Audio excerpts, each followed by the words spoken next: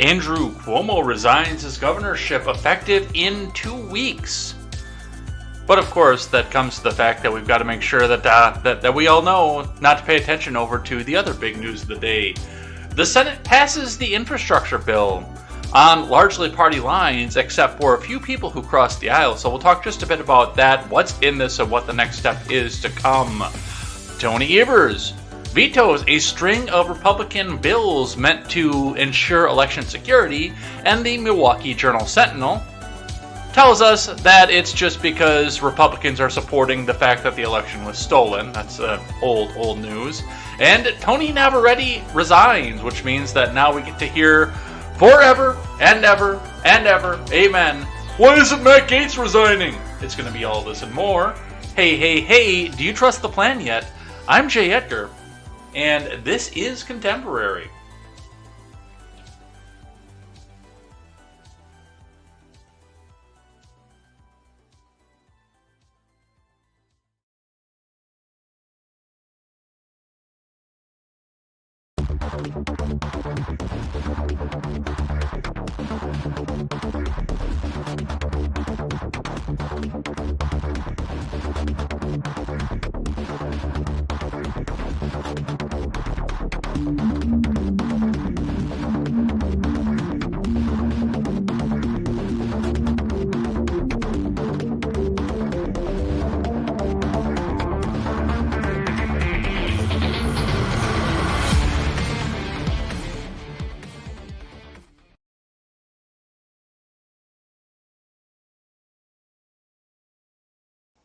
Well, good morning, everybody. Welcome to Contemporary. My name is Jay Edgar, and yeah, what a fucking mess yesterday was here. And I mean, before I got out of work, I had a full show up there, and then I've wound up having to add a few more things on top of it here. So we're gonna power through it all. We're gonna get through it all here. There's a lot to go over, definitely, especially with the infrastructure bill that, trust me, the mainstream media did not want you to pay attention to until it was too late. We're going to go over that. We're going to go over the $3.5 trillion human infrastructure bill that's coming off of this. And we are going to go over the Andy Cuomo stuff, too, because, I mean, it's all worth mentioning. We've all got to talk about it. But, I mean, we know what happened. You, the most educated audience on the internet, knows what happened and why Andy Cuomo resigned when he did. So we're going to talk about that. We're going to talk about Evers. We're going to talk about Summerfest. The vaccination, we're going to talk about a bunch of stuff today, but before we get started, head on over and check out my friends who will be joining me in a new upcoming project that I was just reminded I need to email my tech lady about so we can get everything started and get the ball rolling on that. But while I am working myself to the bone to bring you a brand new news website, make sure you do go out and check out my friends, the Porch Boys, The Daily Ignoramus, The Breakdown with Birkenhoff, The R-Rated Conservative, and The Freckles and Brit Show. Make sure you go out there, check out all those programs. They're all great people. They're going to be coming over and helping us out with the new project that's coming up. And you can go over and check out that new project once we are live, looking at a fall release to help us support great creators. And they really are great creators, too. So go and check that out. All right. And I do apologize for the late start, too, by the way, because oddly enough, this is Wednesday, so this is... Oh shit, this is Wednesday, not Thursday. So this isn't even Thing I Like and Thing I Hate Day. This is Something I'm Thankful For Day. Well, today's going to be Thing I Like and Thing I Hate Day because I prepped Thing I Like and Thing that I hate. I think this is the second time I've done that, too. Anyway, I couldn't find a thing that I hated today, oddly enough. As angry as you guys see me get on the screen, I could not find a thing that I hated today. So, anyway, we're going to get into all that. We're going to do all that, and we're going to get through everything here. Let's check in with the finance. Let's get the live chat up here so I can see what you guys are saying here about all this stuff. I'm sure that you guys are going to have a lot to say about this. And by the way, go tell a friend, tell 10 friends about the fact that we're sitting here watching this and we're discussing the infrastructure bill. Get that information out there so we can get a good discussion going here. I won't read it on the air because, you know, I've got to get to work after this, and with all the good comments that you guys put in here, this would be a 3-hour show if I read live chat during the show. This would easily be a 3-hour show, and we're going to try and clip it to an hour and a half. It's not going to happen with everything we've got sitting up there, but we're going to try and clip it to an hour and a half. But I do go back and read through all of your live chat at the end. usually while I'm watching Stephen Ignoramus, unless I'm running really, really, really behind.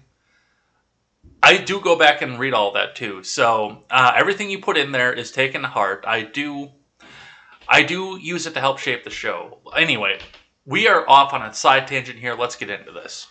Starting with the Dow. The Dow went up yesterday on the news that the infrastructure bill passed early in the morning. As you can see, because it didn't just jump on the futures, actually it looks like it dipped a little bit on the futures and then went rocketing back up and stayed steady throughout the rest of the day yesterday. So all the industrials went out and looked at this and said, hey, we're going to build us some more roads, or we're going to get kickbacks from our government buddies, one of the two. I don't know which one they're going to be doing, but one of the two, we're going to be doing this. So we will see what's happening with that as we go along.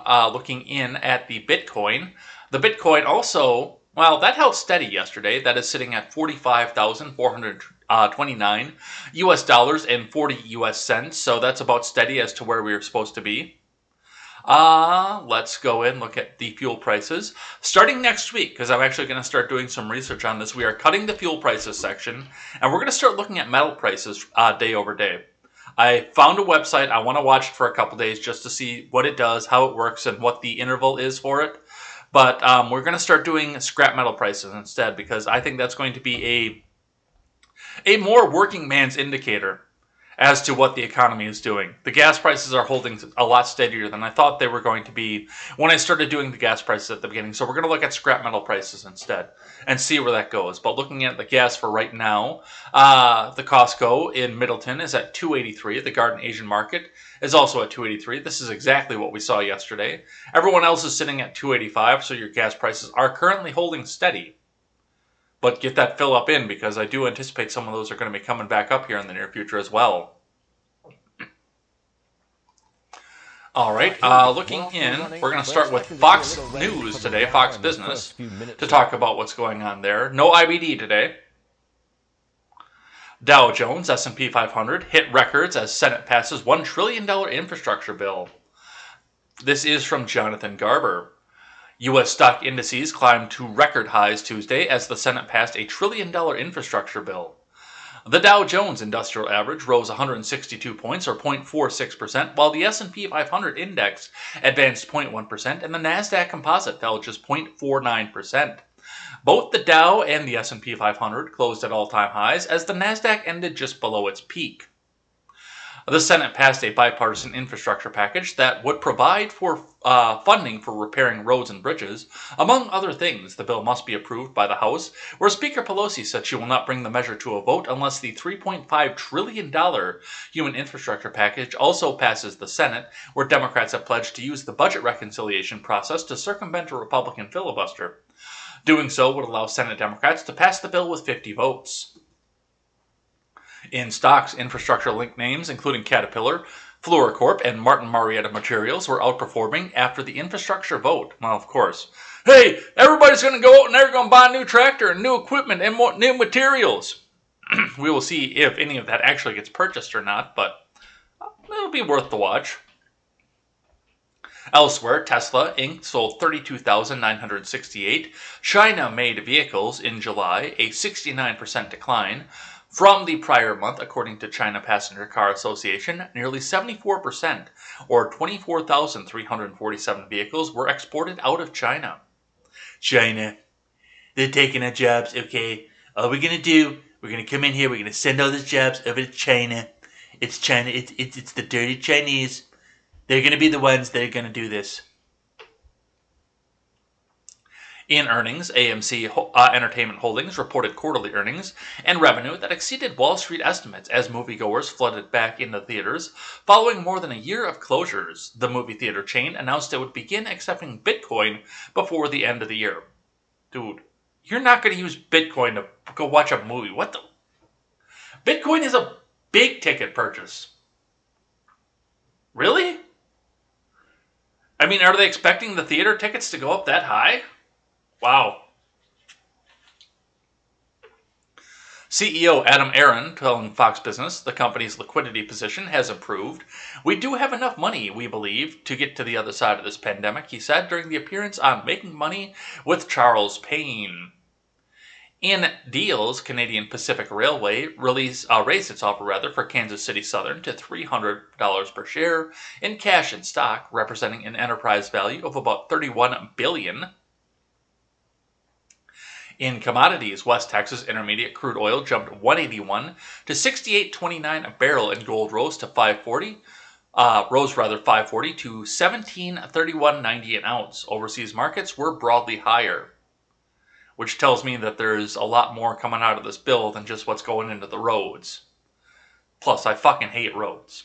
You guys know that. I hate roads.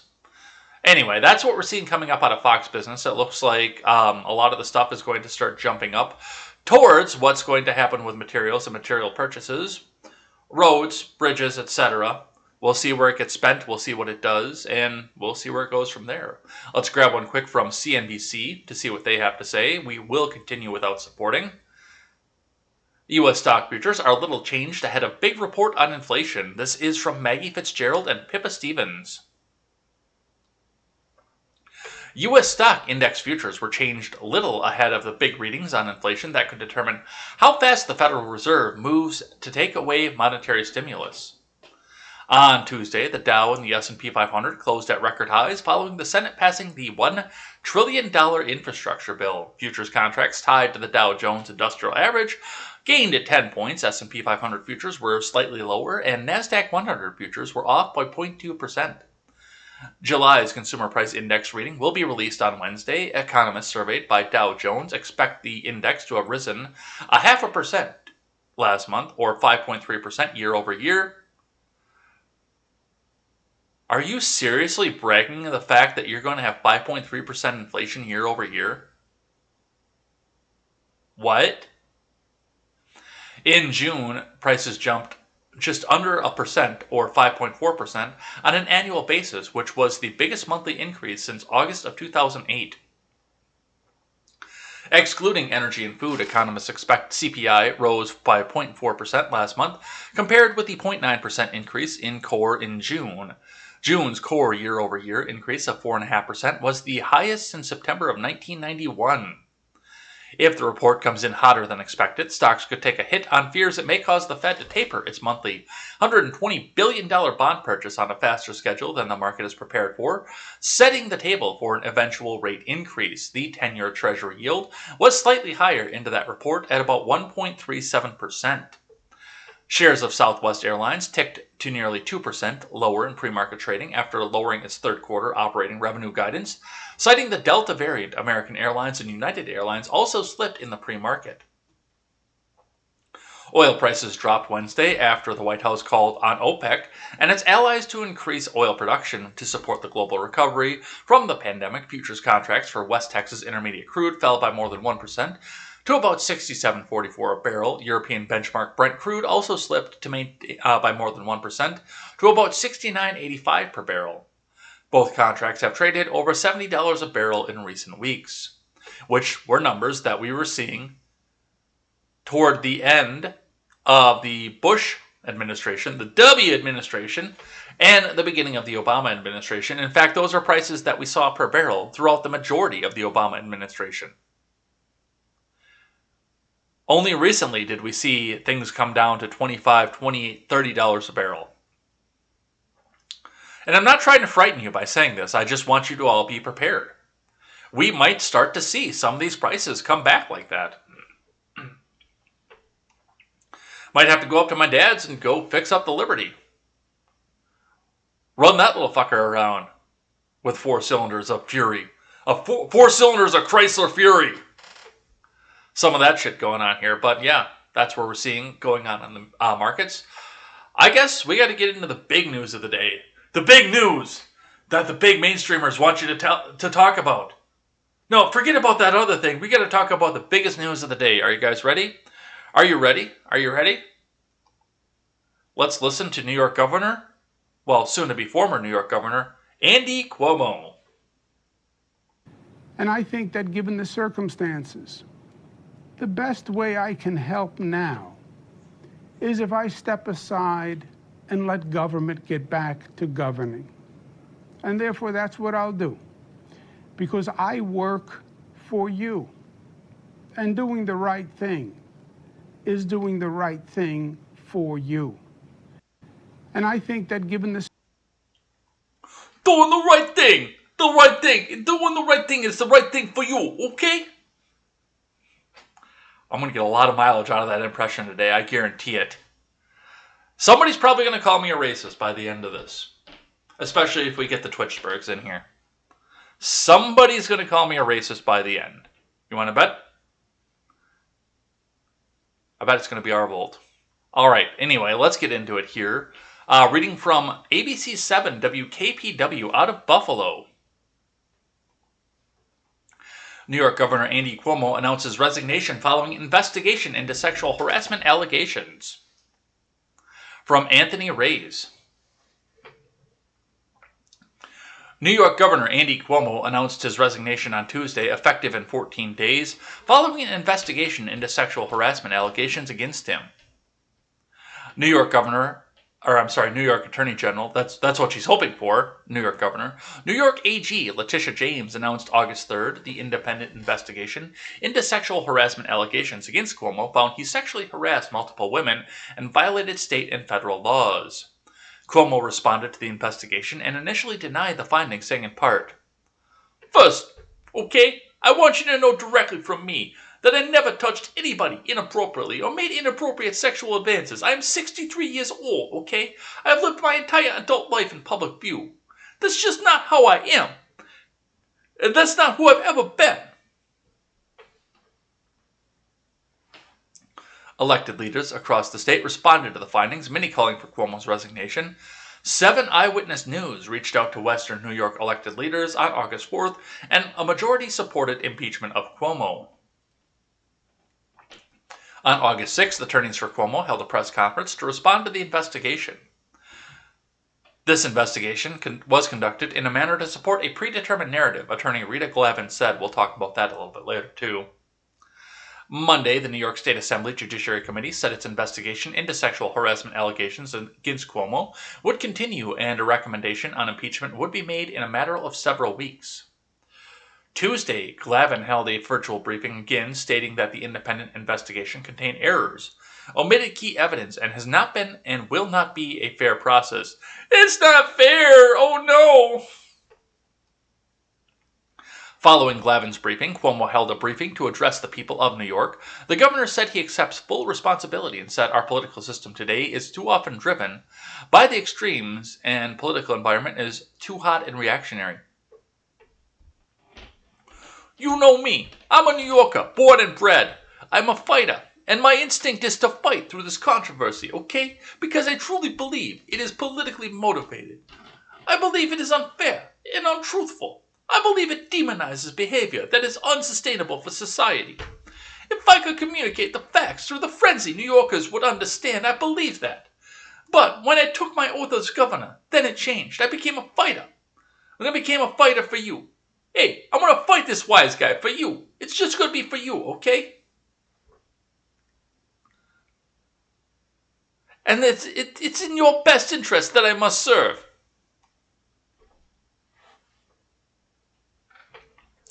Cuomo continued to say the situation will create months of political and legal controversy, and he is stepping aside so the government can get back to governing.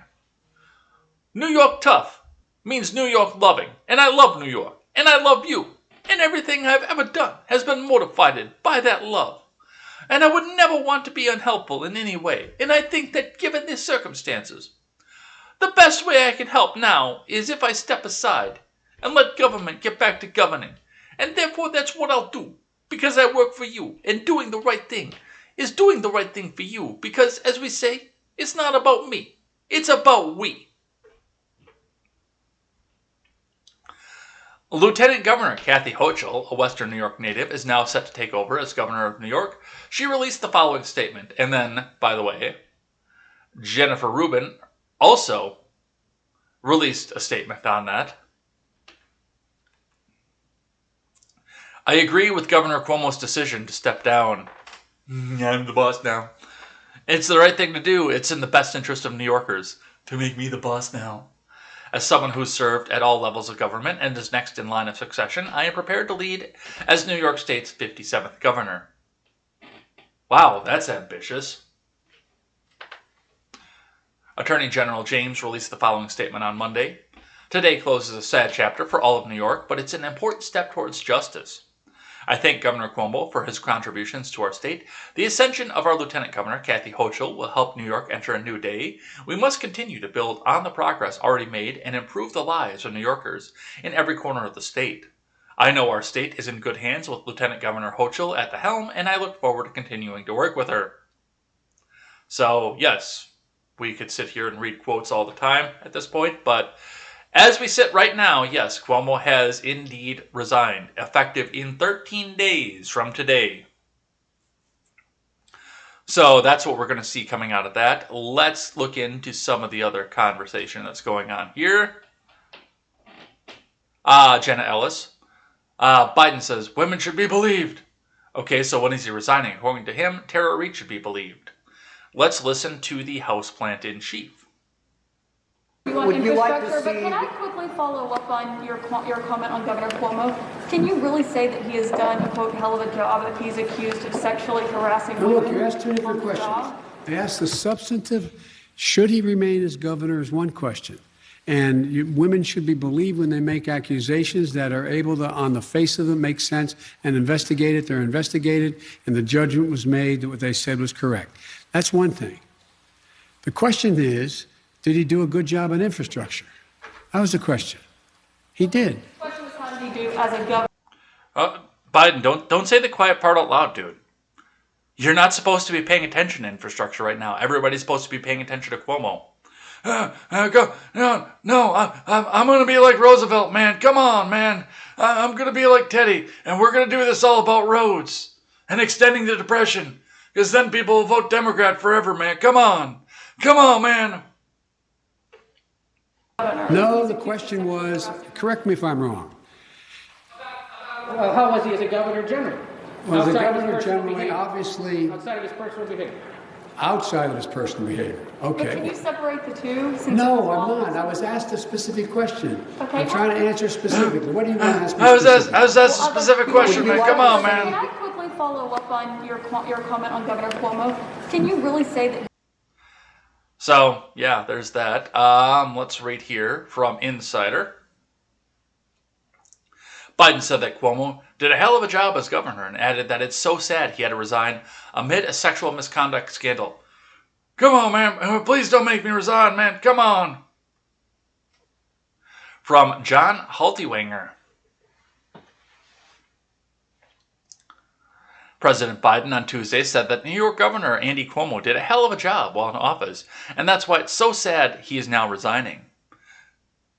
He's done a hell of a job, man, on everything from access to voting to infrastructure to a whole range of things, man. Come on, man. That's why it's so sad, Biden said while taking questions from reporters following Cuomo's resignation announcement, which was prompted by multiple allegations of sexual harassment and not Democrat machine politics by any stretch of the imagination.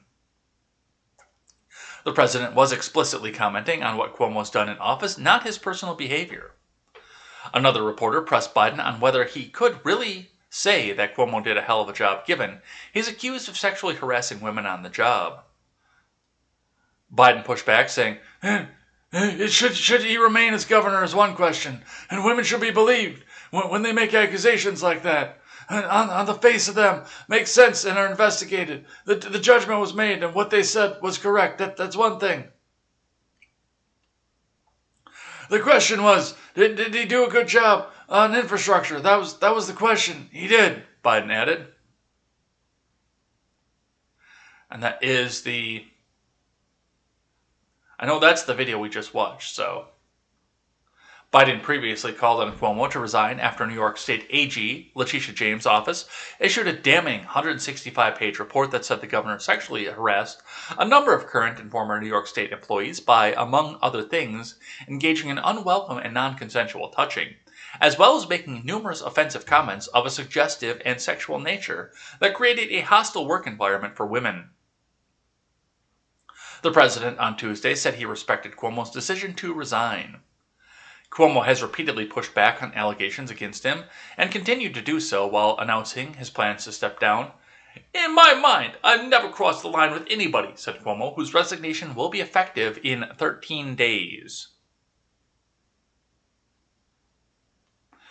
Lieutenant Governor Kathy Hochul, a former congresswoman, is set to take over following Cuomo's departure and will be the first female governor in the history of New York State. She said, licking her chops.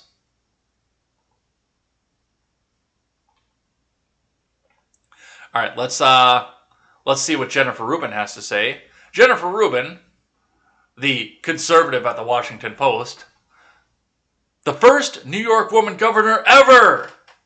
Yay! Never mind all the women who had to be groped up, felt up, touched up, and all of the grandmas that had to die in the nursing home to get us to this point. And also the fact that we also have to look back and sit and distract ourselves from what these people are doing in the Senate right now. The distraction is real, folks, and we'll talk about that in just a second. But yes, this is the most important part.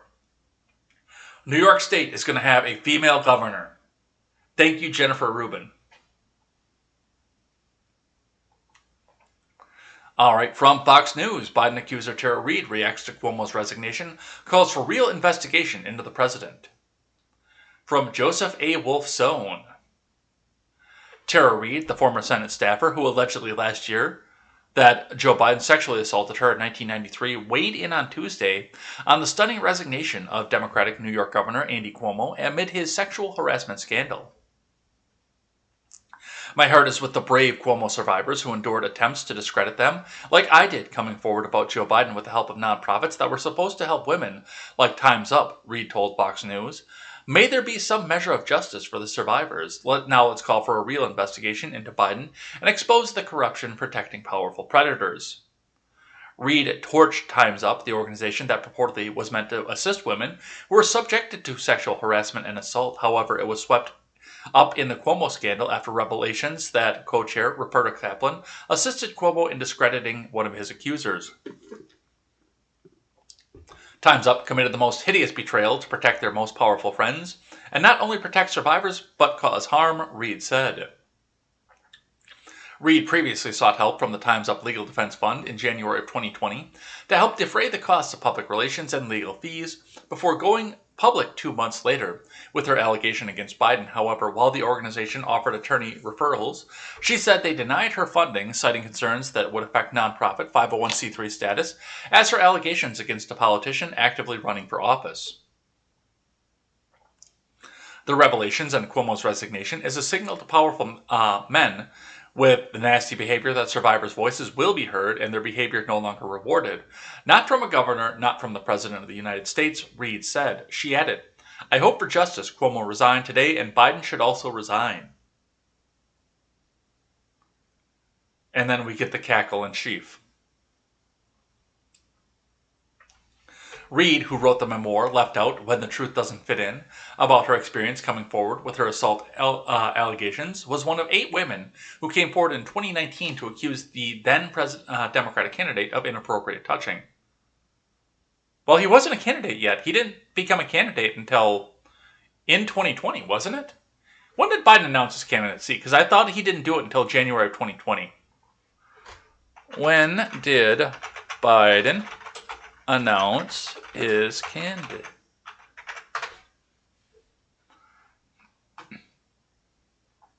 Oh, was it that early? I thought it was later than that. April 25th of 2019. Oh, I do suppose, because he was in the primary debates earlier than that. For whatever reason, I thought he didn't get in until after the Hunter stuff came up. That's fair. I got that one wrong, you guys. I thought that he didn't do that until way later. As far as the Tara Reid thing goes, and I'm actually going to be sufficiently consistent on this. Now, and I said the same thing about Cuomo, too. I thought this was a lot of attention-seeking and a lot of people trying to do something to make sure that we got the correct political narrative. It does appear that there was an investigation into Cuomo, and we did find ample evidence and investigations, ample evidence, and this apparently actually did happen with Cuomo, because I said initially, when they first announced the fact that it was happening, I tweeted out and I said, no, this is a distraction because none of this was credible. It does turn out that the ones for Cuomo were credible. But I've been surprisingly consistent with this because I didn't think the ones for Cuomo were credible. I didn't think the Tara Reade thing was credible enough to at least make it to make a chargeable offense for, to make something impeachable or chargeable for. And I do hold the strict criminal definition to this. I'm not going to make it believable unless you can prove it beyond a shadow of a reasonable doubt. And I don't think Tara Reade's got the goods for that. But it's the same thing with E. Jean Carroll and Christine Blasey Ford as well. Or anybody else out there that they're going to come out and say, oh, well, this person raped me and this person did this. Well, then you've got to be able to prove it beyond a reasonable doubt. Otherwise, this is just little things that we're coming out here with to try and discredit a person. I'm sorry. I'm sorry, Tara Reade, for what you went through, if you went through it. But in order for me to come out and say, yes, I believe you, it has to be beyond a shadow of a reasonable doubt. And I didn't see the goods for that. Now, I see some shady shit, like, the scrubbing of the, God, I can't think of the guy's name. The talk show. What was his name? In the chat.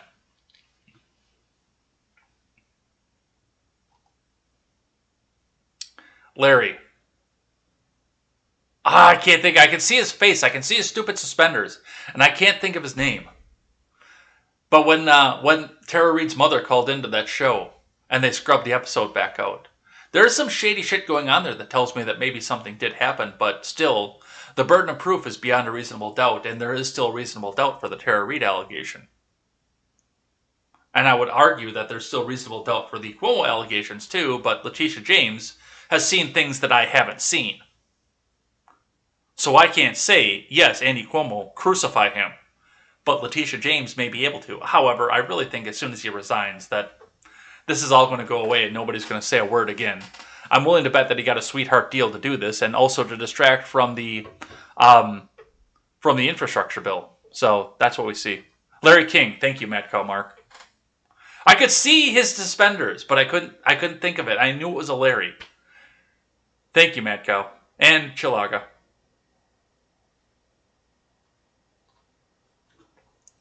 Anyway, so that's what we see coming back up out of that. Got another one here from the New York Post. This is the last Cuomo one we're going to do. For now. Because I'm sure there's going to be more to this story as we go. But the last one on Cuomo for today, Governor Cuomo did not mean to grope women, lawyer claims, amid resignation from Bruce Golding. Governor Andrew Cuomo did not mean to grope a woman when he allegedly ran his fingers across her chest while touching the letters on a shirt she was wearing, his personal defense lawyer said on Tuesday, shortly before Cuomo's surprise resignation. Lawyer Rita Glavin also challenged the account of the alleged incident in Attorney General Letitia James's explosive sexual harassment report against Cuomo because it didn't include photos of him putting his hand on Virginia Leonidas, a spokeswoman for the National Grid Energy Company. She claims that as he went through the rope line, he touched the logo on her shirt, which was her energy company logo, as he was greeting her, Glavin said. The governor didn't mean to grope her. Glavin made similar claims about a state worker who accused Cuomo of grabbing her, but while they posed for a photo. If he touched her rear, and he certainly didn't mean to do it. Glavin's jaw-dropping assertions came during a 45-minute news conference in Cuomo's Manhattan office, where she ramped up her attacks on some of the 11 women who testified about the alleged misconduct that had threatened to result in his all but certain impeachment by the state assembly. So, just let him go, because he didn't mean to. If he touched her rear end, he certainly didn't mean it. He didn't mean it, he was just being Italian.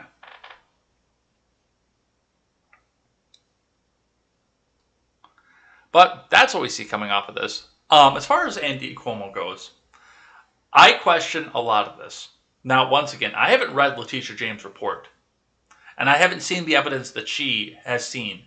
Because when she wrote the report, I guarantee she summarized it. And I guarantee there were other accusations, other things that came forward. But I don't believe it. The timing was too perfect. And I said this right from the beginning, right from when the AG report dropped.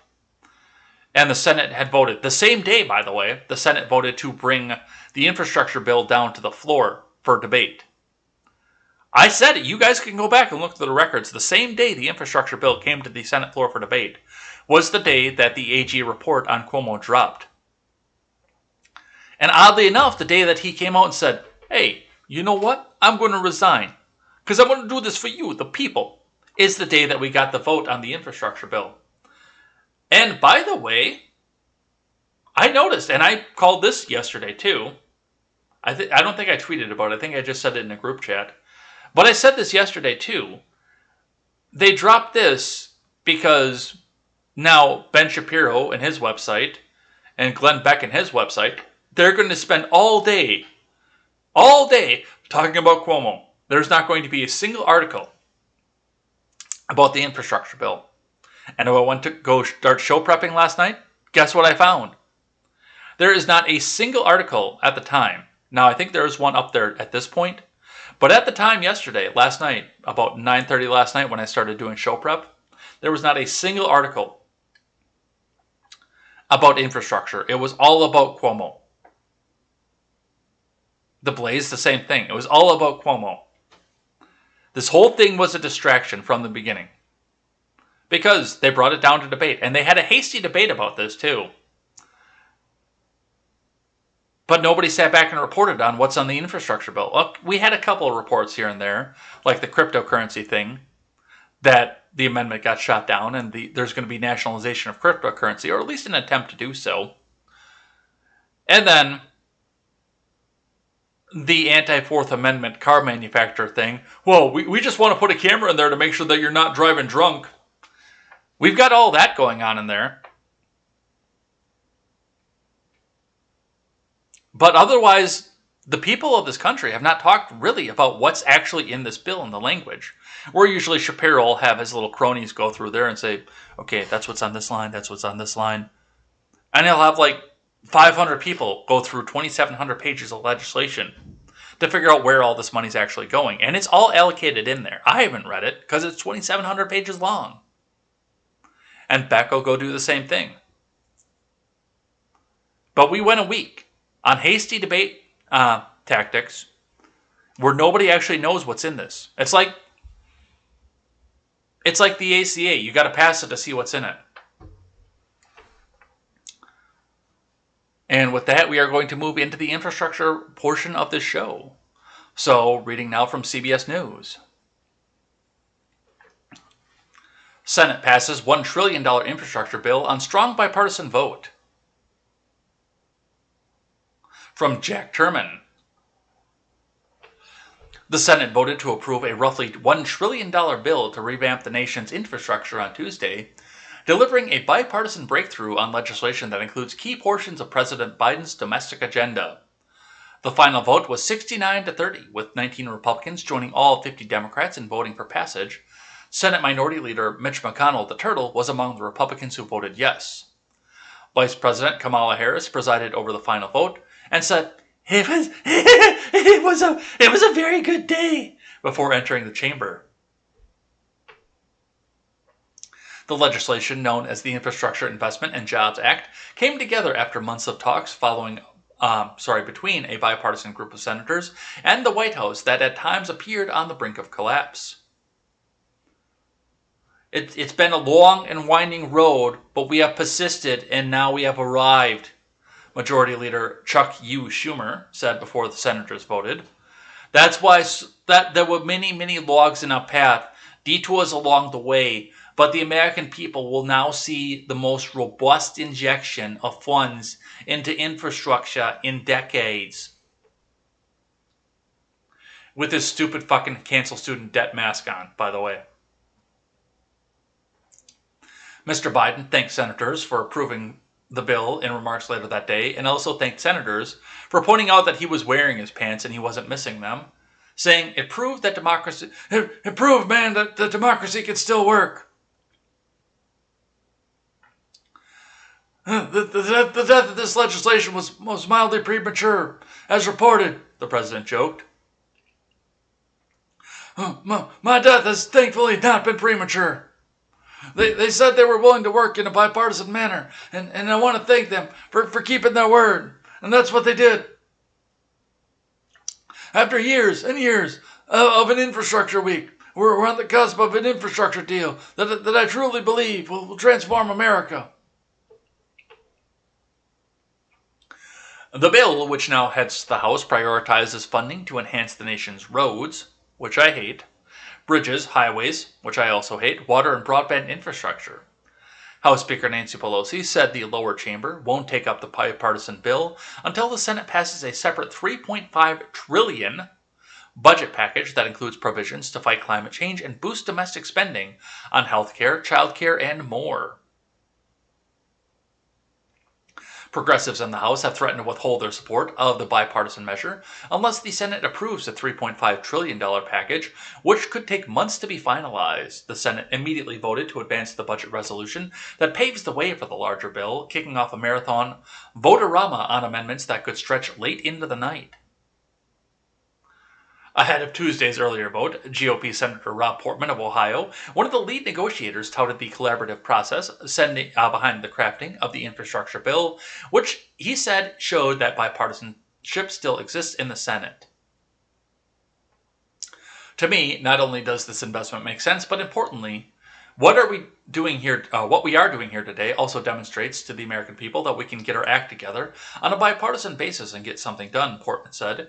We can do big things on a bipartisan basis if we put our hands to it. Yes, do big things. Spend more money. Spend my grandchildren's money, you piece of fucking shit. The bipartisan bill passed Tuesday would inject $550 billion of new federal spending over 5 years into improving the nation's infrastructure. The legislation dedicates $66 billion for rail transportation and safety, $55 billion for water infrastructure, and $65 billion for increasing and improving broadband connections. In addition, the legislation includes $7.5 billion to build electric vehicle charging stations, which is far less than what Mr. Biden originally sought. The bill would also allocate $15 billion for lead pipe replacement, which also falls short of the $45 billion Mr. Biden initially requested. The upgrades to the nation's infrastructure will be paid for through a variety of measures,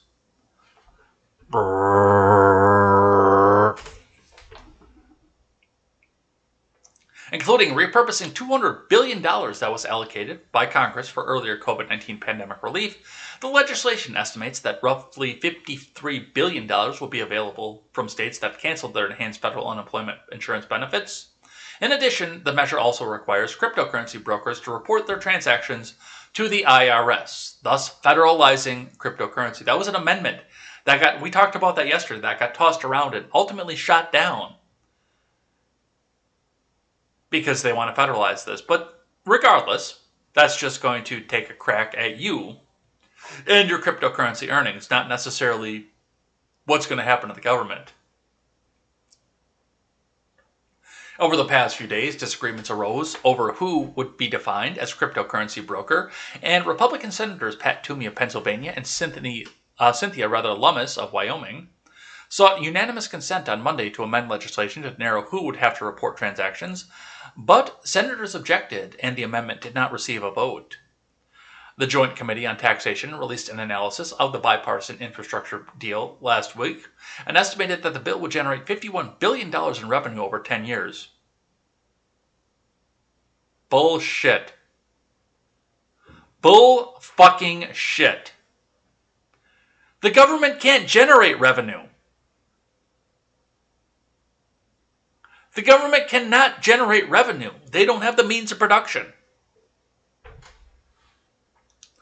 The Congressional Budget Office estimated that the legislation would add $256 billion to the deficit over a 10-year period, given increases in spending. The CBO analysis solidified concerns among some conservatives that the bill would not be fully paid for. Republican Senator Mike Braun of Indiana said in a statement last Thursday that the CBO scores showed that the provisions to pay for the legislations are either phony or insufficient, and he urged Republicans not to support a bloated debt bomb parading as an infrastructure deal. However, Braun was not among Republicans who had said they would support the bill. And by the way, they keep saying they'll generate $53 billion if they crack down on cryptocurrency. How? How do you know that, first and foremost? You're going on a projection. And one thing I'm going to point out here is what happens now if everybody who holds Bitcoin just fucking sits on it forever. What happens if people just stop trading crypto and hold on to what they have for a year? What happens to your projection then? You can't predict what people are going to do. The GameStop saga taught us that. You can't predict what people are going to do. And people fucking hate you in the government. The government hates you as well, but people hate the government. And day traders will do whatever they can to fuck with the government.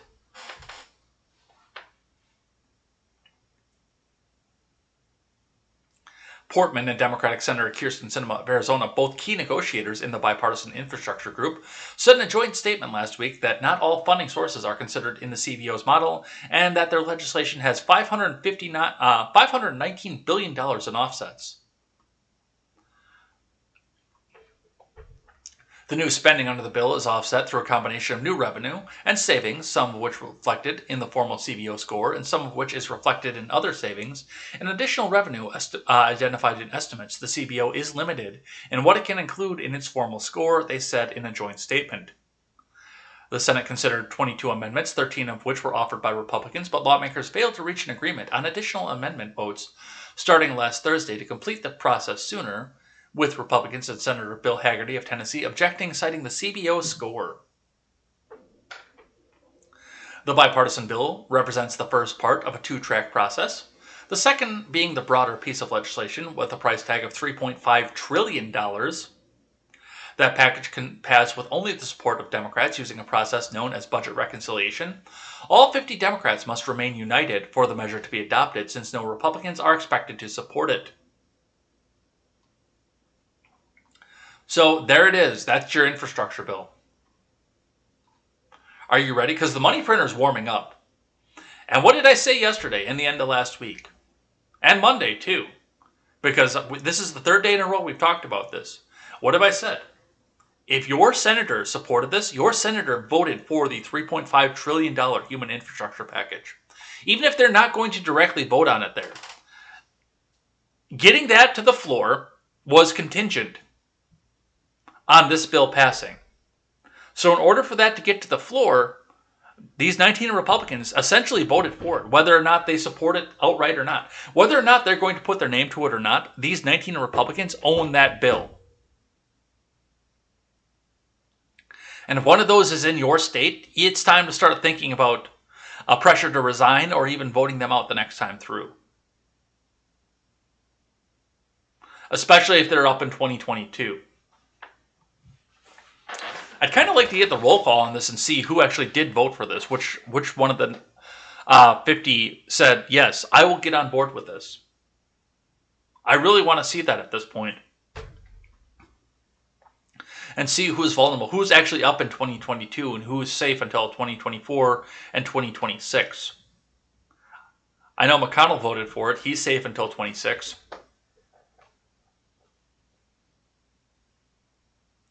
But yeah, that printer is warming up. All right, let's grab one from CNBC. Biden's personal touch and the GOP retirements. How the bipartisan infrastructure bill beat the odds. From Christina Wilkie. President Biden's decades of experience in the Senate and his personal faith in the compromise were rewarded on Tuesday, when his $1 trillion infrastructure bill passed the Senate in a rare bipartisan vote of approval. I want to take a second here, because now we've got 6 people watching, where we only had 2 at the start of the show. I do want to take just a second here and talk to you guys about something else that I have going on here. So I want to do an across the board talking about this.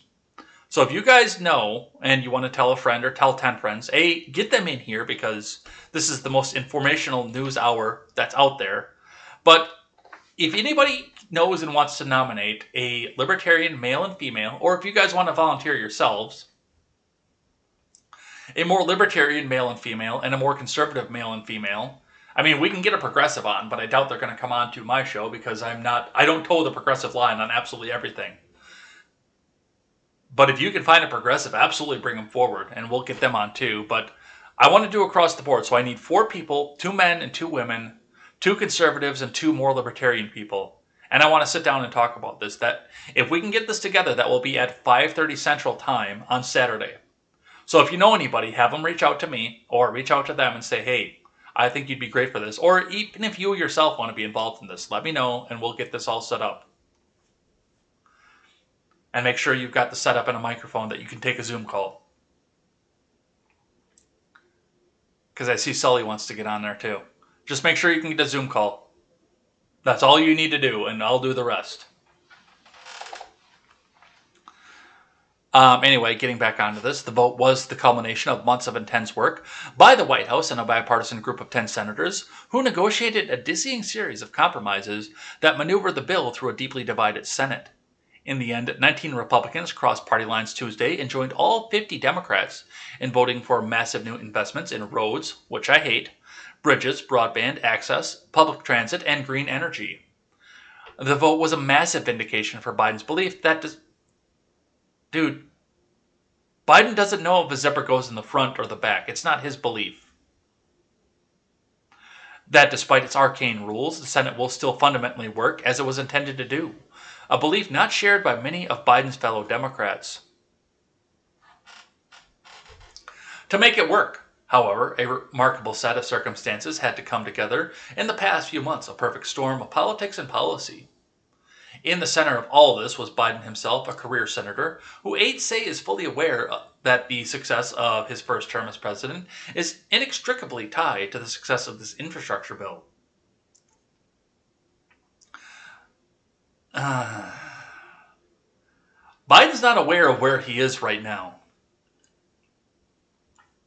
Throughout the spring and summer, Biden traveled across the country, touting the merits of the infrastructure bill in a series of highly publicized presidential visits.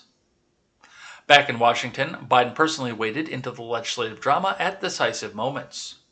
In May and June, the president hosted both Republican and Democrat senators in the White House for candid, private meetings in the Oval Office to talk about what they needed to see in the bill in order to support it. Some senators needed an extra hand-holding or sniffing. Biden met at least 3 times one-on-one with Kyrsten Sinema, a centrist Democrat who insisted from the start that the bill be bipartisan and who later helped craft the eventual compromise legislation. There was no compromise in this. After one meeting, Sinema said that she and the president had discussed, among other things, the importance of rural broadband expansion to her home state. The bill that passed on Tuesday provides $65 billion to expand broadband access to underserved communities. But it wasn't just the centrist Biden courted. In mid-July, the president met at the White House with progressive Senator Bernie Sanders, his one-time rival he wasn't a fucking rival. He was not a rival.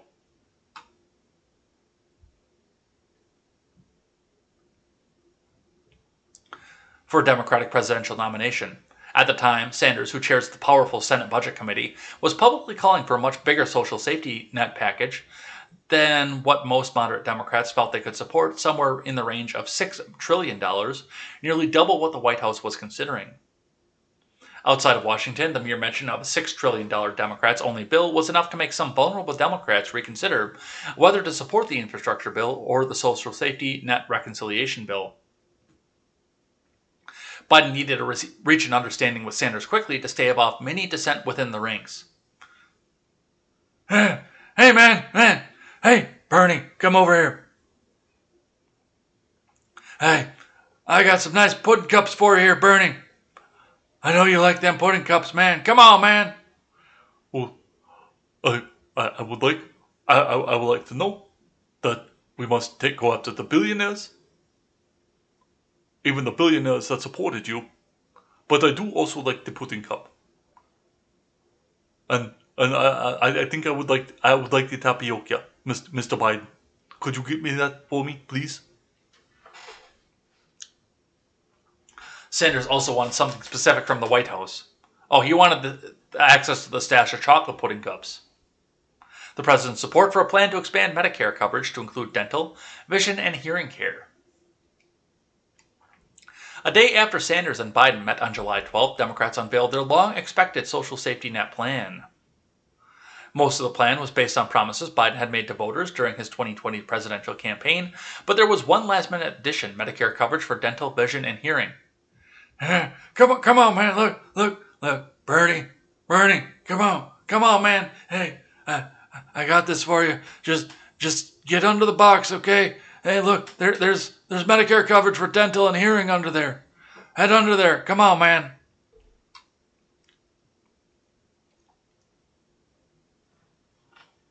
I'm having too much fun with that. Following Tuesday's vote, Biden said there was a lesson to be drawn from the way the infrastructure bill had been negotiated. The lesson here, man, is being willing to talk and listen, he told reporters at the White House. Listen, man. Look here, fat. Call people in. My butt's been wiped. And I think the lesson learned is exposing people to other views. So, anyway, Biden is the master negotiator, apparently. All right, from CNN, 5 things you didn't know were in the infrastructure bill. From Katie Labosco and Tammy Luby. The Senate's massive $1.2 trillion infrastructure package marked a big bipartisan achievement after months of negotiations. The legislation, which still needs to be passed by the House, would provide $550 billion in new federal spending, blah, blah, blah, blah, blah, blah, blah. The new investments would reach far beyond traditional infrastructure projects for roads, bridges, and railroads. There's also money to improve Americans' access to broadband, for electric school buses, and to start addressing racial discrimination in infrastructure. Meanwhile, somebody in Biden's cabinet owns stake in the company that's going to be making the batteries for the electric buses. Just keep that in mind. He just made somebody in his cabinet very fucking rich. Well, as long as this does pass the House. The bill would also change the tax reporting requirement for crypto and delay the controversial drug rebate rule. Still, the bill leaves out a number of other non-traditional infrastructure investments that President Biden had called for. His original $2.25 trillion proposal, known as the American Jobs Plan, included money for caregiving, provisions that Republicans argued did not belong in an infrastructure bill. So, here we go. 5 things you didn't know were in this. 1. Broadband upgrade. The legislation would provide $65 billion investment in improving the nation's broadband infrastructure. We knew that. Because you watched this program, you knew that too. 2. Electric school buses. The bill makes a big investment in electric vehicles and the infrastructure needed to use them. It would help school districts across the country buy clean, American-made, zero-emission buses, aiming to replace the yellow school bus fleet, providing $5 billion for zero-emission and clean buses and $2.5 billion for ferries. The bill would invest $7.5 billion to build a nationwide network of plug-in electric vehicle chargers along highways to enable long-distance travel, as well as within communities where people live, work, and shop. And yes, the former governor of Michigan, who is now Biden's energy secretary, owns stock in the company that makes the batteries. Did you know that? You did if you watched this show, because we talked about that. Addressing racial discrimination in infrastructure. The legislation contains $1 billion to reconnect communities disproportionately black neighborhoods that were divided by highways and other infrastructure, according to the White House. It would fund planning, design, demolition, and reconstruction of street grids, parks, and other infrastructure. That's kind of a local thing. Many black homes, businesses, and neighborhoods across the country were bulldozed in the 50s and 60s to clear space for the interstate highway system. Thank you, Roosevelt.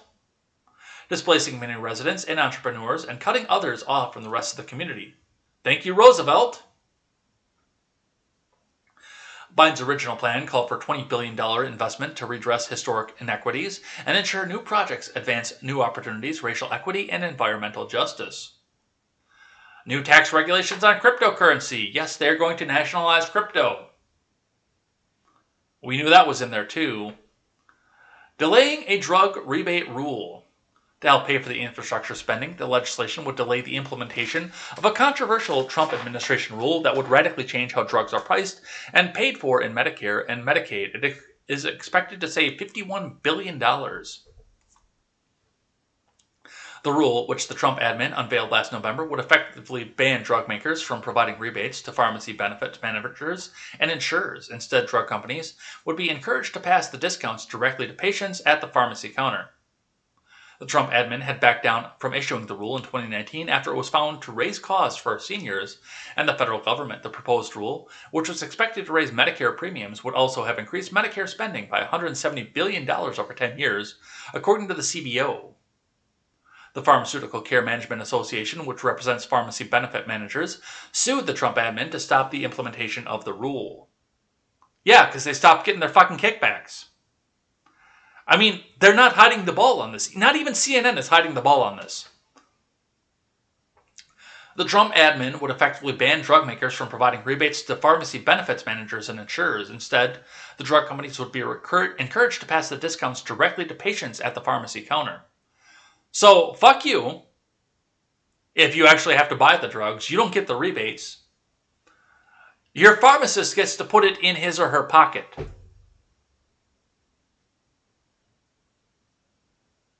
And they're telling us this is a bad thing?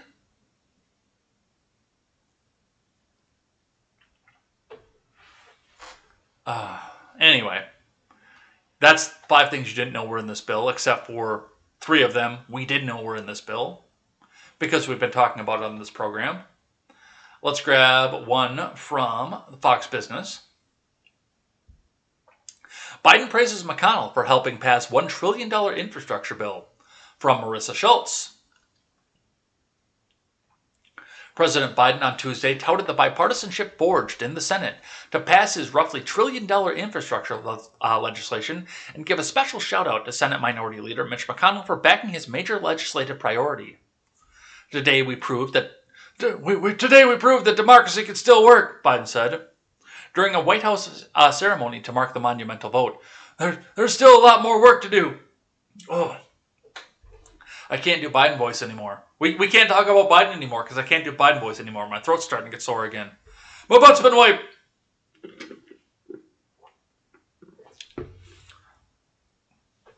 But I want to thank Mitch McConnell, man, for supporting this bill, man, and special thanks to Majority Leader Chuck Schumer. Your leadership, Chuck, in the Senate was masterful, Biden said. In a rare show of bipartisanship, the Senate earlier Tuesday passed a major investment into rebuilding the country's roads, bridges, railways, and more. The vote was 69-30, with 19 Republicans, including McConnell, joining all Democrats on the landmark bill, which now heads to the House. McConnell's support was notable since he started off Biden's presidency, declaring that 100% of my focus is about standing up to the Biden admin. No, 100% of your focus is standing up for whoever puts the most money in your pocket. The final passage of the vote was a months-long rocky effort by a group of bipartisan senators and the White House to show the country that Republicans and Democrats can still work together to fix the nation's crumbling infrastructure. That is a bullshit story that we have been hearing since the beginning of the Obama administration and shovel fucking ready. Hell, we've been hearing it since Bush. Crumbling infrastructure, crumbling infrastructure, crumbling infrastructure. It can't be that crumbling. They never stopped building the fucking roads in this state.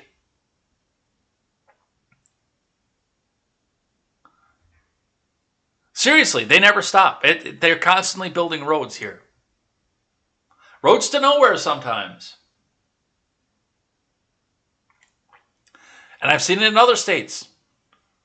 Driving from here to Washington, D.C., I went through at least 12 construction zones last year. The infrastructure's not crumbling. Unless there's a Democrat in office, man. We just don't build roads. Bullshit. Bull fucking shit. That is a lie that's been peddled to you to try to get Democrats elected for 50 fucking years. But that's a lie that got everything through. Let's grab one from CNN for you guys.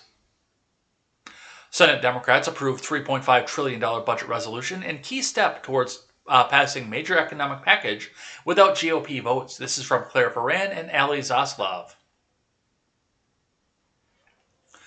Senate Democrats approved a $3.5 trillion budget resolution early Wednesday morning, setting the stage in the weeks and months to come for the party to craft an attempt to pass a sweeping economic package, expanding the social safety net that the president has made a signature agenda item without the threat of a filibuster from Republicans who oppose it. The vote was 50 to 49, and the measure passed after a lengthy series of amendment votes, known as a vote-a-rama, which started on Tuesday afternoon and went until just before 4 a.m. Eastern Time. The Democratic-controlled House must next take up and pass the budget resolution. Majority Leader Steny Hoyer sent a letter to colleagues Tuesday saying the chamber planned to return the week of August 23rd to consider the budget resolution. Rubber stamp. Passage of the resolution by both chambers will unlock the ability for Democrats to use a process known as reconciliation to pass legislation on a party-line vote addressing the health care, aid for families, the climate crisis, and more. Tuesday's vote is the first step in what will be a lengthy process. The resolution needs to be approved by both chambers before Democrats can move on to the reconciliation plan, which still must be drafted and will be considered in the fall. Democrats will need to put together the far-reaching legislative package in such a way as to ensure the backing of every Senate Democrat, from the moderates to the progressives. Senate Majority Leader Charles U. Schumer cannot afford to lose a single vote within his caucus in the 50-50 partisan split chamber where Vice President Kamala Harris can break ties. The effort to keep every Democrat in line will put leadership to the test, and there will already be signs of the major challenge ahead. Kyrsten Sinema has already said that she does not support a bill that costs $3.5 trillion, though she has signaled she's willing to negotiate, which means that they're going to put a bunch of money into her district. And then she's going to come out and say, okay, yes, I concede. Just you watch. Just you watch. A bunch of that $3.5 trillion is going to go straight to Arizona. Mysteriously. Republicans have denounced the plan as a reckless spending spree for liberal priorities. Yes, that's why they're doing it by reconciliation. Democrats will also be subject to constraints on what they can include under the budget reconciliation process. Provisions have to directly impact the budget, and the Senate parliamentarian may rule that certain priorities cannot be included as a result. That's going to be the interesting fight to watch. That is going to be the interesting way to watch. The interesting thing to watch on this is what the parliamentarian agrees to and what they don't. The parliamentarian is evil. We have the majority. Just let us do it. We have the majority. Simple majority. Fuck the parliamentarian. Just let us spend whatever the hell we want. I'm interested to see what actually directly affects the budget and what directly doesn't. Well, I also want to see what's in this bill, but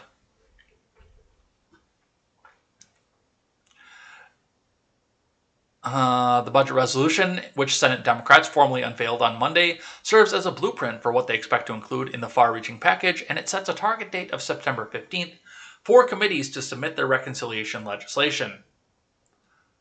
So, and they go on to a little bit of what's in there. Actually, if we do get across the board set up and we get everybody involved with this, which I hope that we do, I do want to sit down and go through some of the stuff that's in this. So I'll probably be doing some reading over the week, over the rest of the week to get to that. So we can sit down and actually have a discussion with that. By the way, like I said, if you do know anybody who wants to be involved in that, have them reach out to me. And we'll go from there. House progressives won't back infrastructure deal without $3.5 trillion reconciliation package. From Thomas Barabi over at Fox News. The House Progressive Caucus said Tuesday that members will not vote to pass a bipartisan infrastructure package unless the Senate first approves a $3.5 trillion plan to fund their preferred policies, signaling a potential battle between two wings of the Democrat Party over Biden's signature legislation. In a letter to House Speaker Pelosi and Majority Leader Chuck U. Schumer, leading progressives cautioned a majority of the 96-member caucus will withhold a yes vote if the $1 trillion bipartisan deal is brought up for consideration before the Senate adopts a robust reconciliation package. What is it? Oh, Quest has a question here. It is the monologue is a half an hour. You don't have to be there for the monologue, but it's 45 minutes for it's 45 minutes for the actual roundtable, and then however much live chat you can stick around for. You don't have to stick around for all that either. But 45 is the commitment. 45 minutes is the commitment.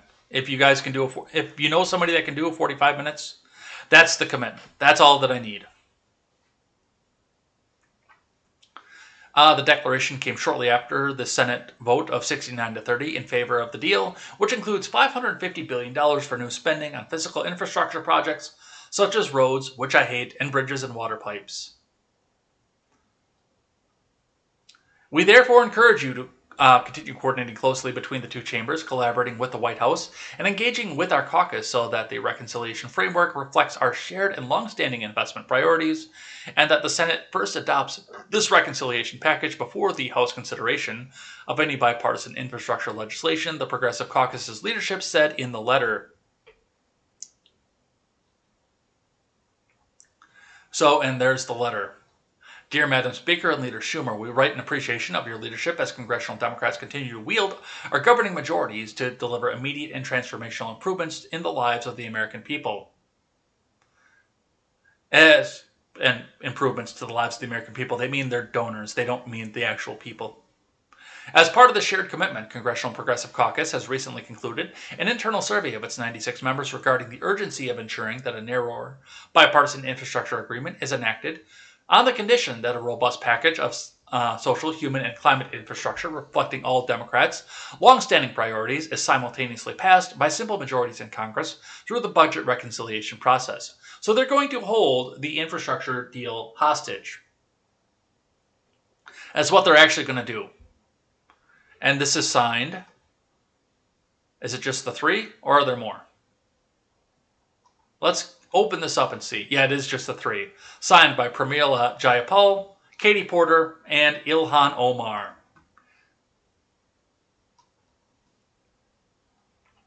So that's where we sit right now. The infrastructure package is sitting held hostage in Congress because A, they're out on August recess, and B, they're not going to touch this thing unless they get exactly what they want, which is $3.5 trillion.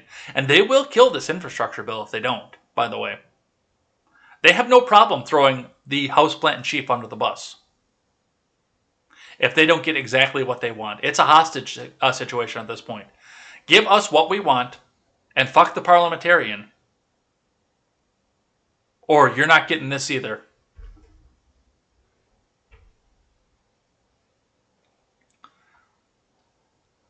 And that's what we have for that. All right, now we got to shift gears and talk about something completely different. I've got two Newsweek articles in a row because Newsweek seemed to be the only outlet that was covering this, which is stupid as fuck to begin with. Let's go. From Newsweek to start. Mike Lindell delays cyber symposium after saying he was hacked. By John Jackson.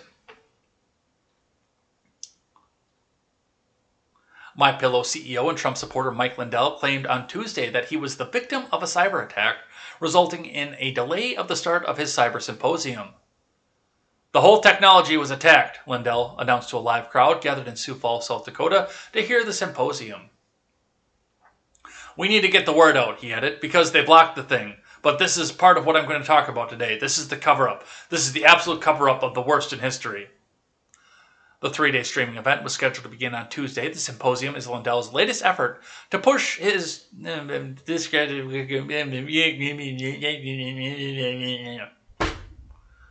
You are not an editorial board. You cannot say if this is discredited or not. Just tell us what he's pushing, not it's the discredited one. We'll talk about this when the Wisconsin stuff comes up in a couple articles as well. The Cyber Symposium, as he dubbed it, was set to be live streamed for 72 hours straight on Lindell's new media platform, frankspeech.com, to help promote the event. And frankspeech.com, Lindell offered a large-scale sale on MyPillow products on the platform. In the lead-up to the symposium, Lindell has claimed that he would provide evidence that shows China hacked the election so that President Biden would defeat Trump. He has also claimed that his evidence will result in the Supreme Court unanimously overturning the election results. And that's where you lost me. I want to repeat to everybody listening, so you can go back out and repeat to all of your audiences in whatever social media platform you have out there. Even if the evidence came out and pointed out that this was a 50-state landslide for Trump, that every single state went Trump, even if that happened, as soon as the houseplant-in-chief put his hand on the Bible and said, I solemnly swear to uphold the thing, man, and you know, to the best of my ability and stuff, man. As soon as he put his hand on the Bible and did that, any evidence that Mike Lindell can bring forward right now is moot. With the exception of the opportunity to come out and strengthen voting access, to strengthen the security of elections, and to eliminate this mail-in voting scheme forever. That's the only purpose this can serve. You are not going to overturn the election. The Supreme Court can't do that because they don't have the constitutionality to do so. There's no language in the Constitution to allow them to do that. At best, you would have to have President Biden impeached by the Democrat-led House and removed by the Democrat-led by the narrowest majority Senate, thus far cementing Nancy Pelosi as the President of the United States. You cannot put Trump back in office until he runs and wins in 2024. That is the very next opportunity to put Donald John Trump into office. There is no opportunity otherwise. There's no language to do that. There's no ability to do that. It will not happen. Mike Lindell, it will not happen. Repeat after me, my pillow dude. It will not happen. Lemons are infrastructure. Did I get lemons? Arbolt gave me a lemon. Haha, that's awesome. Anyway, with that, that's Lindell saying he got hacked. Let's grab another one here from Newsweek. Texas State Rep Steve Toth says Mike Lindell is being set up by the left. From Daniel Villarreal. Texas State Rep Steve Toth has said that he believes that MyPillow CEO Mike Lindell is being set up by the left to fail at his attempts to uncover voter fraud in the 2020 presidential election, in which nothing bad happened and President Biden is the most popular president in U.S. history. Honk honk. The Republican congressman reveals in a video that the undercurrent that he's going to refile Texas House Bill 24 to seek an independent audit of the state's election results. He compares the audit to audits currently underway in Maricopa County and Fulton County, Georgia.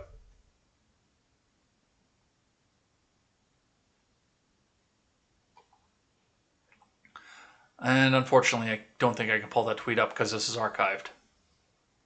You just follow the evidence, right? Toth said. Problem is, this is not done electronically, and that's the course that Mike Lindell is on right now with MyPillow. And the problem is, I think he's being set up by the left. If you pay attention to what happened in Georgia, it was all paper, Toth continues. If you pay attention to what's going to come down in Arizona, it will be all paper. Toth then claims that Democrats have long depended on paper ballots to commit voter fraud, including to secure a very close 2008 election to win for former Minnesota Senator Al Franken. Which we can talk about that one because that's not the 2020 presidential election. That was honk honk the most secure election in history. It's always been paper, Toth continues, and Democrats now are trying to create the conspiracy that it's all electronic so that we'll move back to paper, solely paper, and they're foisting the scam on us and Republicans are buying it. It's paper. Toth doesn't name which Democrat entities he believes are misleading Lindell and Republicans into examining voting machines. Numerous polls have shown that Democrat voters believe the 2020 election was fair and without ballot fraud. It was. There was no fraud anywhere whatsoever. Biden's the most popular president in history. More votes than even Barack Obama. Honk honk.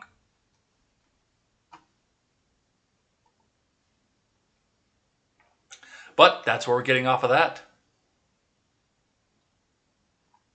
So, yeah, there's nothing.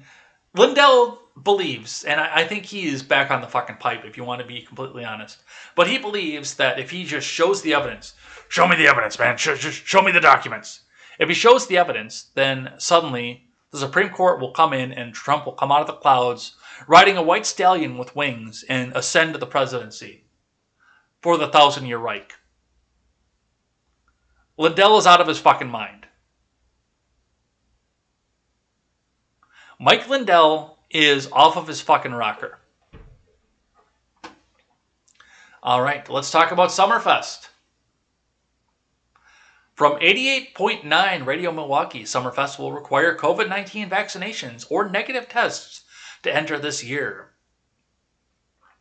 From Evan Rutleski, Summerfest will require a COVID-19 vaccination or a recent negative COVID test in order to attend the festival this year. The festival made the announcement this morning saying it had the support of the City of Milwaukee Health Department. The announcement comes as many venues and touring artists around the country have started rapidly adopting similar policies amid spiking pinko-pox rates and continued spread of the Delta variant. The policy will be enforced at the gate, and an original vaccination card, a printed copy of a valid vaccination card, or a negative test will be accepted. Summerfest detailed in a press release, documentation may also be presented in digital form, such as a screenshot or a photo on a phone, for any vaccine documentation in reprinted form, printed copy, phone, screenshot, etc. The entire front of the vaccination card must be visible or it will not be accepted. For patrons who are not fully vaccinated, a negative COVID-19 test result must be obtained within 72 hours of attending the festival. The policy continues. To avoid any entry delay, please obtain a test before coming to the concert. Local testing information is available here and the Milwaukee.gov website for COVID testing. There's the tweet. Summerfest will require COVID-19 vaccination or negative test within 72 hours to attend the fest, including Wednesday. American Family Amphitheater shows. Kids under 12 will be required to wear a mask. Get all the details. See our FAQ at summerfest.com. But you can spread the virus if you have the vaccine. In fact, you can apparently get the virus if you have the vaccine. What exactly are you trying to accomplish here, except for making a second-class citizen? That protocol will also be enforced at this week's Little Big Town and Bo Dean's concert at the American Family Insurance Amphitheater on Friday. Summerfest is recommending that guests wear masks at indoor spaces and will require children under 12 to wear a mask. But, of course, as E. Brooks Uncut over on Twitter points out clearly and perfectly, Summerfest can't even stop high school kids sneaking flasks in their socks. I'm not exactly confident they'll be able to do this. Yeah, and as somebody who's never been to Summerfest but has been adjacent to Summerfest numerous times throughout his life, yeah, no, they can't stop contraband from getting in. They can't stop weed from getting in. They can't stop fucking crack from getting in. They can't stop 17-year-olds from bringing booze in or drinking booze while they're in there. What makes you think that they can enforce this? And once again, you should never, ever, ever, ever, ever have a fake COVID pass with a slightly altered government logo. You should never, ever do something like that because that would be bad.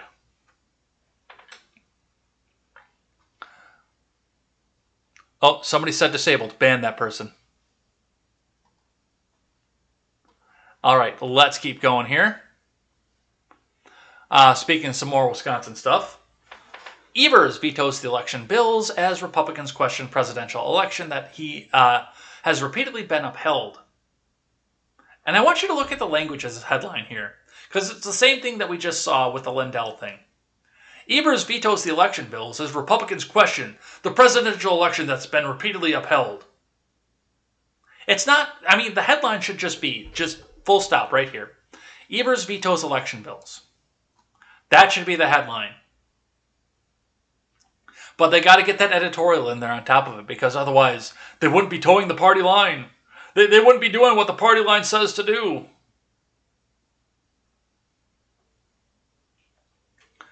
All right. This is from Hope Carnop and Patrick Marley.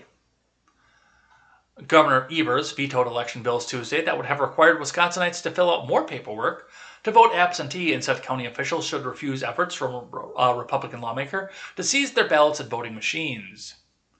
Evers had long signaled he would veto the 6 measures, which he and other Democrats have said would make it harder for people to vote.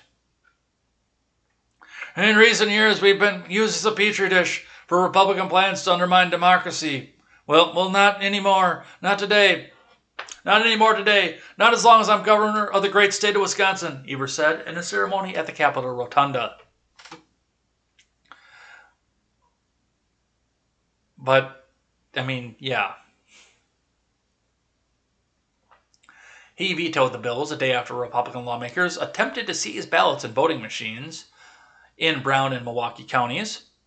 Evers questioned the validity of subpoenas issued by Republican Rep. Janelle Brandtjen of Menominee Falls and said the county election officials should refuse to comply with them. The answer would be hell no, he told reporters. Republicans who control the legislature said the bills would have prompted confidence in elections. Only a handful of cases of potential voter fraud were identified following the November 2020 election. The governor just turned his back on an important election integrity bill that, had he signed them, would have gone a long way to prove the people of Wisconsin that protecting the integrity of our elections matters more than appeasing progressive Madison and Milwaukee special interest groups, in a statement from State Senate President Chris Kapenga of Delafield, who is a Republican.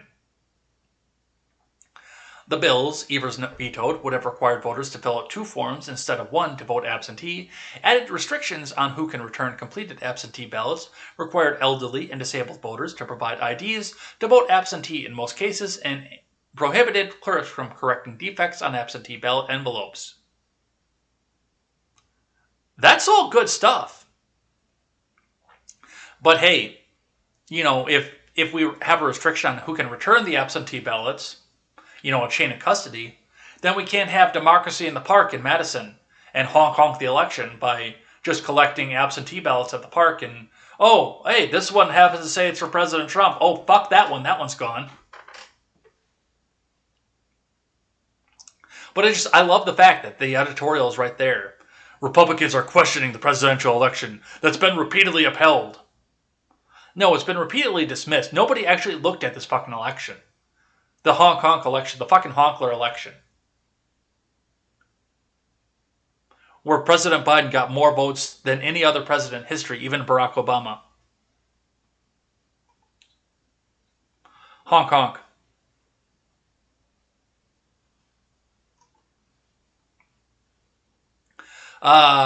Here's another one with some of the same language in the beginning, so we'll just touch on this one slightly.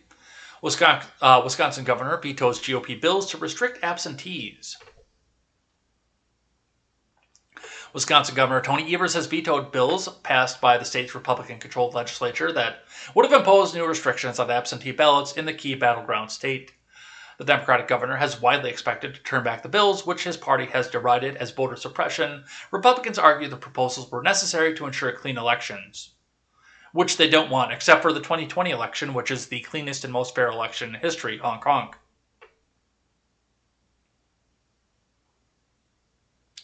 And yes, politicians should focus on making votes more accessible for everyone, not add barriers to decrease participation.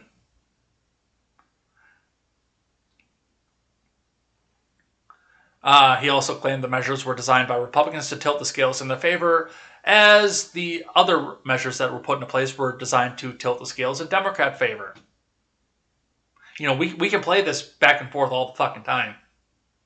But yes, it's not about shoring up the elections. It's not about securing the election.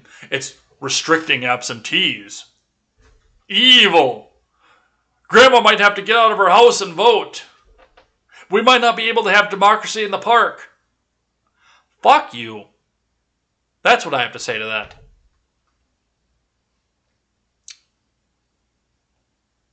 All right.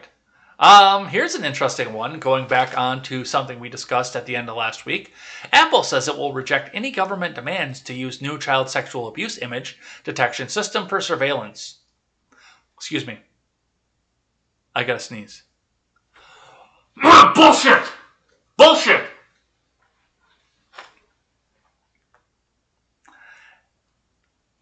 From Kif Leswing.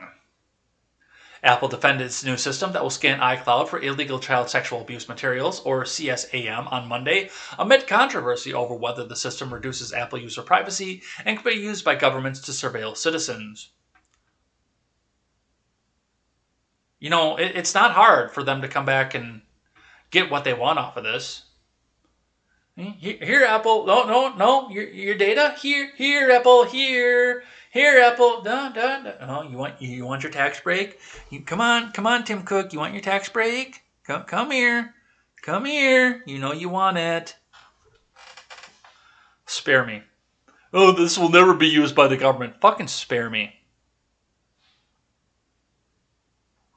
Last week, Apple announced that it started testing a system that uses sophisticated cryptography to identify when users upload collections of known child pornography to its cloud storage service. It said it can do this without learning about the contents of a user's photos stored on its server, which I also call bullshit on. Apple reiterated on Monday that its system is more private than those used by companies such as Google and Microsoft. Hey, buy our stuff because we're more secure than Google and Microsoft. Because its system uses both its servers and software that will be installed on people's iPhones through an iOS update. Privacy advocates and technology commentators are worried Apple's new system could be expanded in some countries through new laws to check for other types of images, such as photos with political content. Apple said in a document posted to its website on Sunday that governments cannot force it to add non-CSAM images to a hash list, the file of numbers corresponding to known child sexual abuse images that Apple will distribute to iPhones to enable the system. That doesn't matter. It doesn't matter what governments can get access to. It matters what you can get access to and which direction you get pulled in order to do it.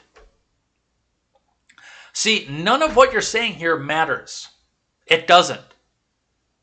You are still going to spy and surveil every photo that gets uploaded to an Apple device.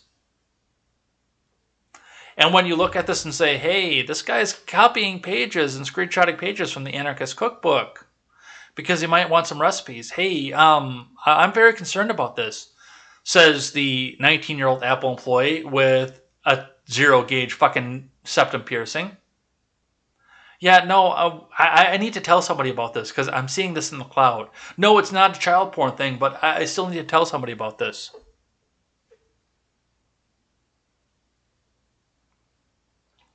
No, this is bullshit. And if you have a crapple product, get rid of it at this point.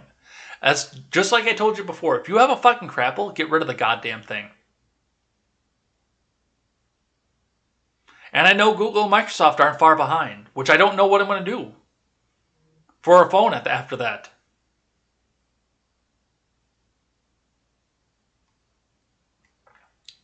All right. What do we have time for yet? Because we are going to have to cut this one short. We're going to have to do some of this tomorrow, I think. Let's talk about Texas. Texas House Speaker Dade Phelan signs arrest warrants for absentee Democrats in a bid to end Chamber's weeks-long stalemate. From Cassandra Pollock and Patrick Svitek. Texas House Speaker Dade Phelan on Tuesday evening signaled civil arrest warrants for 52 House Democrats still missing from the state capitol as he aimed to regain the quorum needed for the chamber to begin moving legislation during the second special session. The move was confirmed by Phelan spokesperson Enrique Marquez, who said the warrants will be delivered to the House Surgeon-at-Arms tomorrow morning for service.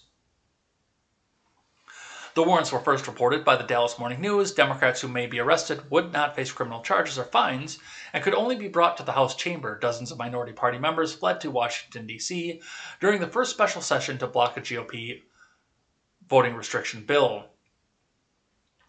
The 52 warrants represent all but 15 Democrats in the lower chamber. There were at least 11 present Tuesday There were no additional new Democrats on the floor Tuesday after Ford returned a day earlier and drew the wrath of some Democratic colleagues still in Washington and prompted a renewed push inside the party to hold the line.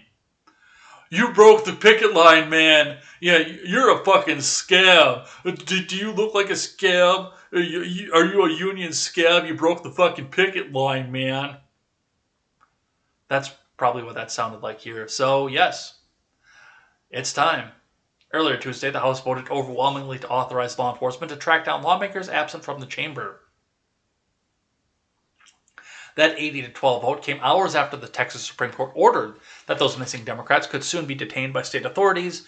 The order by the all-GOP court came at the request of Abbott and Phelan, both of whom had asked the court Monday to overturn a ruling from the state district judge that blocked those leaders from ordering the arrest of the quorum-breaking Democrats.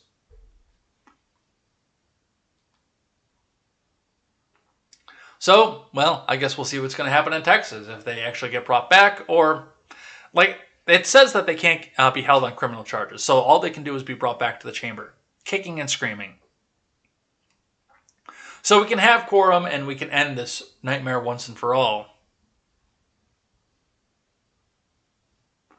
All right, from the Blaze.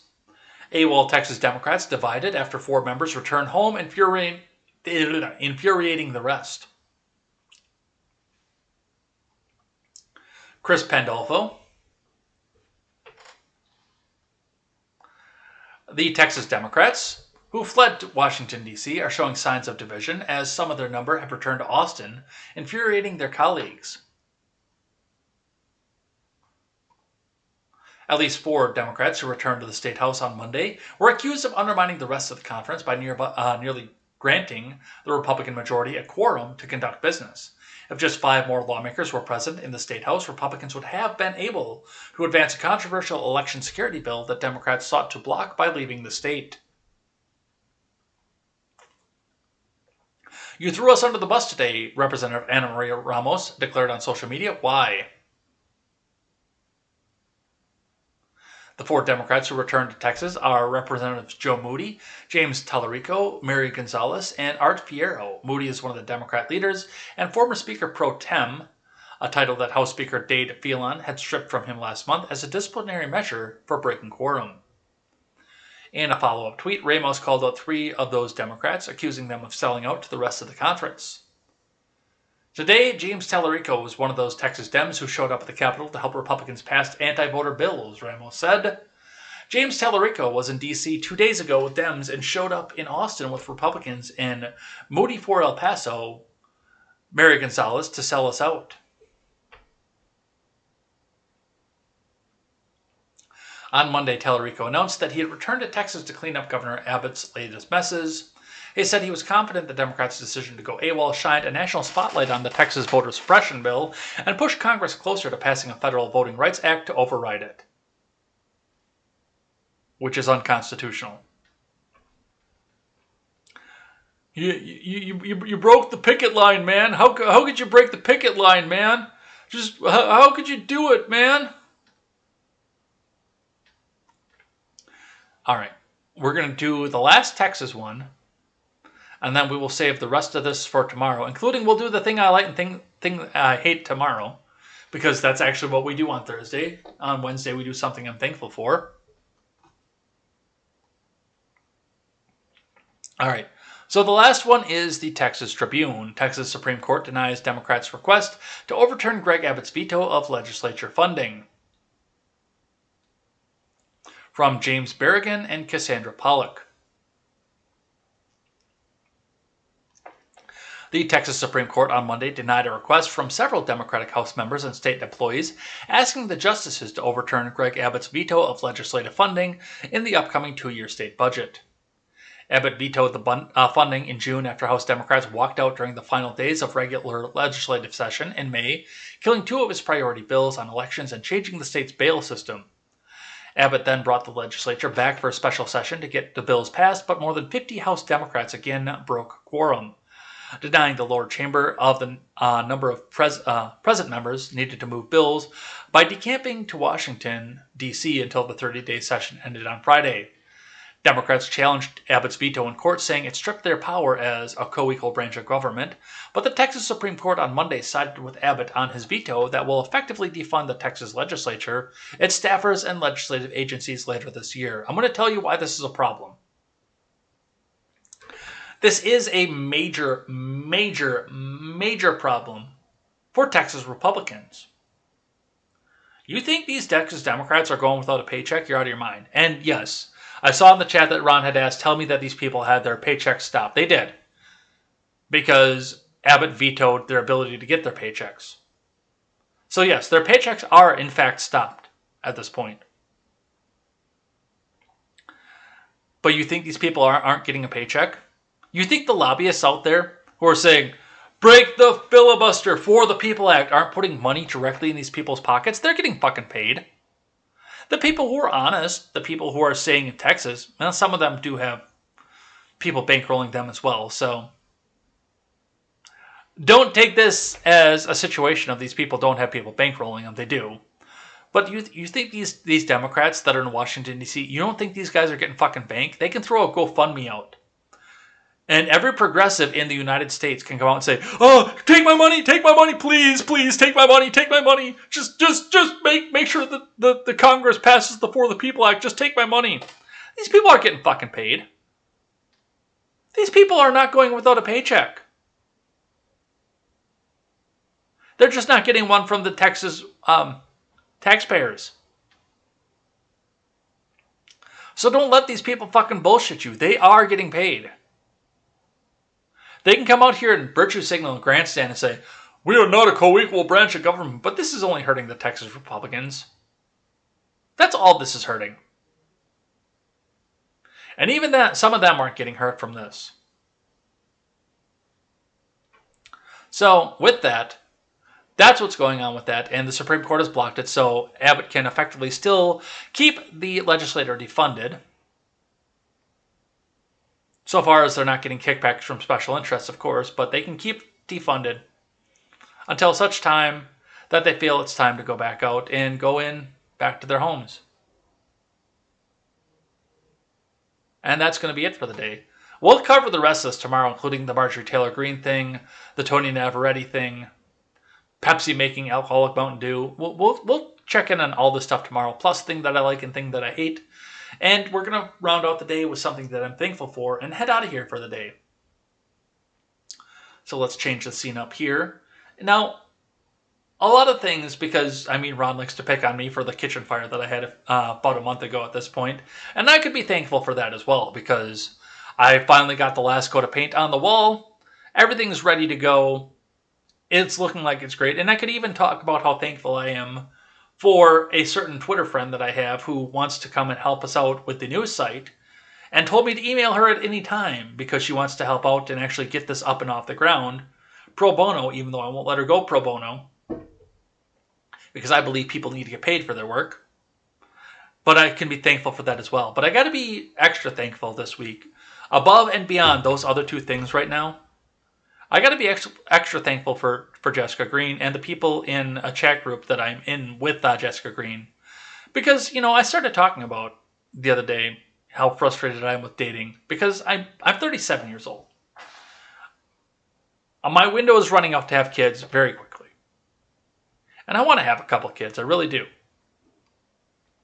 Frustrated with the idea. Frustrated with the current environment off of this and everything else that goes along with it. And I stopped short over the week of asking Jessica Green to go and do my Tindering for me. She tells me it's a terrible idea. But she does tell me that it's very important for me to go to church and I could go find my future wife at church. Now, I didn't on one trip, obviously, because, it's a small town. A lot of the young people moved out, went to Janesville. Because that's where they want to go live. Because that's where the action is.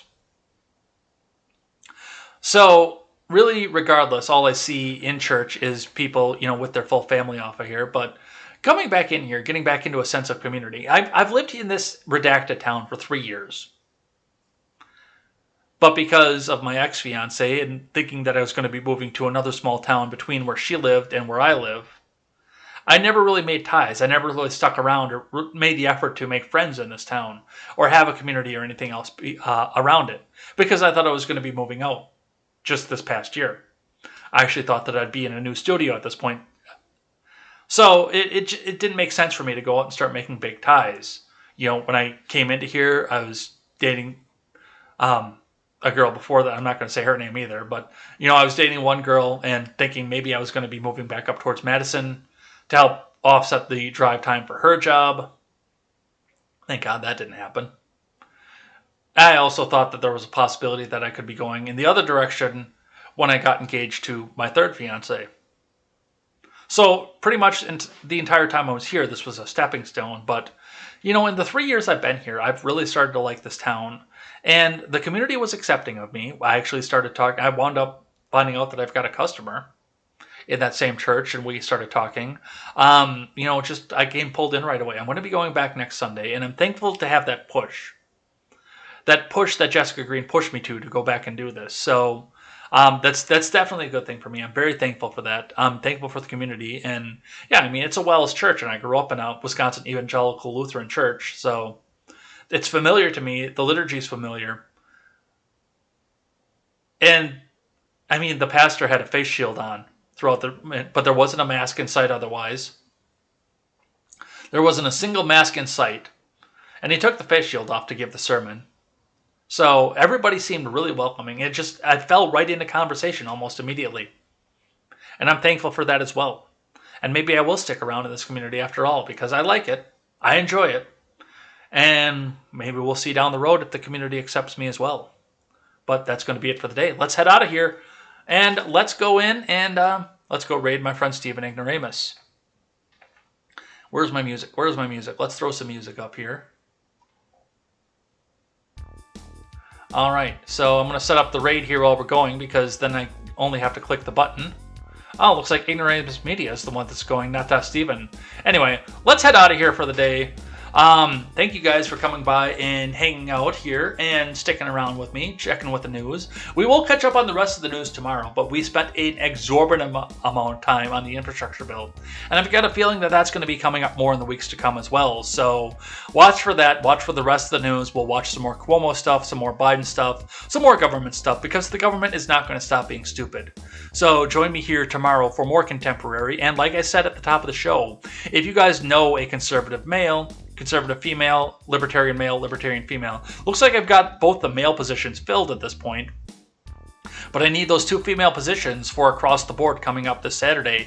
If we can get all 4 people on board confirmed, we will do this coming up on Saturday. And we will talk about the infrastructure bill. And you guys get to listen to me talk monologue for a half an hour. Isn't that fun? Don't you think that's cool? Anyway, come back and join me tomorrow or this weekend for more content. Until then, I am Jay Edgar, and this is Contemporary. Take care.